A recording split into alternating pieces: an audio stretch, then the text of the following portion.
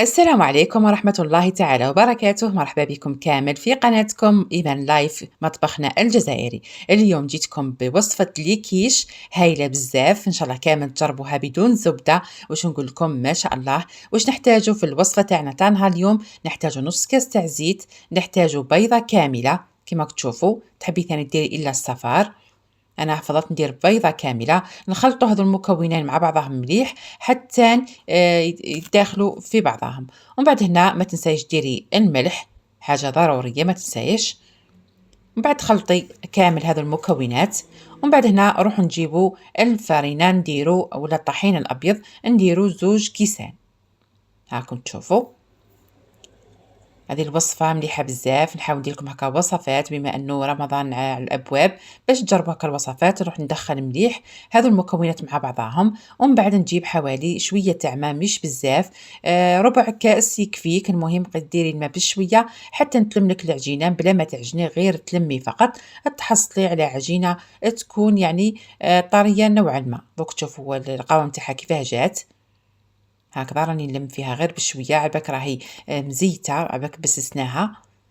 هذه العجينه تجي مقرمشه بلا زبده بلا حتى حاجه وتجي رائعه. هنا راني لميتها مليح. هذا هو القوام تاعها، شوفوا كيفاه جات. هنا في هذه المرحله حاولوا تخليوها ترتاح مده في الثلاجه، ومن بعد باش تخدموا بها. هنا كما تشوفوا هذه الكميه تخرج لك حوالي 10 حبات تاع ليكيش. هاكم تشوفوا كيفاه ديروهم كويرات بهذا الشكل. انا ما نفضلش هذيك العمليه اللي نحل بالحلال ونحط في الاخر، ما تجيش العمليه يعني ناجحه، والعجينه تاعكم ما تقعدش كيما راهي. انا ندير هذا كرات كيما هكا. وجبت هذو ليمو تاع ليكيش، تحبي ديري في مول عائلي ولا تحبي ديري في هذو ليمول الفرديه وديريهم بهذا الشكل. انا من الكوتي الاخرى راني سبقت يعني درت البصل مربعات صغيره راني نقلي فيه على نار قليله كما تشوفوا. وراني نخدم هنايا بعد ما نديرهم كامل في المول، نقرصهم على الحواشي تاعهم باش ما الشكل تاعهم يقعد هو وما الشكل تاعهم يقعد مليح. انا نكمل كامل الكميه اللي عندي كما قلت لكم. راني هنا ولهيه هنايا نحل في العجينه في الليمون، ومن جهه ثانيه راني نقلي في البصل على نار قليله.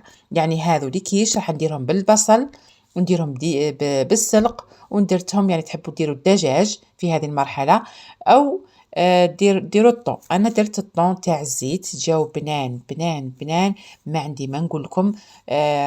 هايله وخلاص.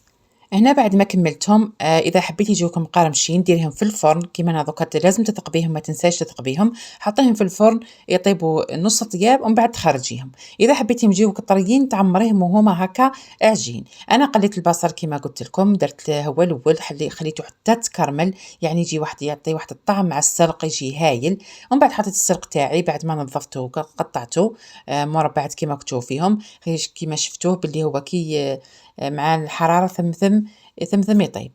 هنا من جهة أخرى راح نجيب يعني الخليط، راح نخلطه مع المكونات. جبت كاس تاع حليب، ضفت له بيضة، تحبي ديري حتى 2 بيضات. ومن بعد هنا جبت الخليط تاعي تاع السلق اللي درنا فيه البصل ودرنا فيه السلق ودرت فيه الثوم والملح وفلفل أسود. هذا واش درنا في الخليط تاعنا، وخلطت كل شيء مع بعض بهذه الطريقة. شو نقول لكم يا البنات، يعني وصفة راهي سهلة ما فيهاش حتى حاجة صعيبة. كامل المكونات راهم ان شاء الله كاينين في الدار. ودرت هنا كمية تاع الزيتون اخضر كما تشوفوا بهذه الطريقة. بعد هنا جبت الطون تاعي تاع الزيت، انا جبت هذه حندير الكمية هذه. ديري كمية اللي حبيتيها، حبيتي ديري علبة كبيرة، حبيتي ديري 2 علب ولا ديري علبة واحدة، حبيتي ديري بالفيونداشي، حبيتي ديري بالدجاج، نتيا وامكانياتك نتيا واش حبيتي ديري. وهذه هي يعني واش نقول لكم يجي هايل. هنا كي تحطوا ليمون تاعكم يطيبوا في الفرن، تكونوا ثقبتوهم، لازم زيتوا تحلوا عليهم. اذا شفتوهم طلعوا لكم شويه زيت تثقبوهم وتهبطوا لهم، ومن بعد تخرجوهم وتعمروهم بهذا الخليط اللي حضرناه مع بعض. باش نقول لكم خليط هايل بزاف. اذا حبيتوا تزيدوا ديروا لهم فرماج رابي من فوق تقدري تزيدي، انا ما درتش خليتهم بهذا الشكل. وتحبي تزينيهم بحبه تاع زيتون مثلا زيتون اسود. وهكذا الوصفه تاعك تحطيها طيب في الفرن. هنا البنات راني انا طيبتهم شويه بزياده، يعني جاوني حمر شوية. إذا حبيتيهم يجيوك مش حمر بزاف، يجيو في الدوغي، ليك الاختيار هنا. هذه هنا كل واحد كيفاه يحب يطيب يعني الأكل تاعو. أنا كملت كامل جاوني سوا سوا يا البنات، كيما العجينة كيما الحشو.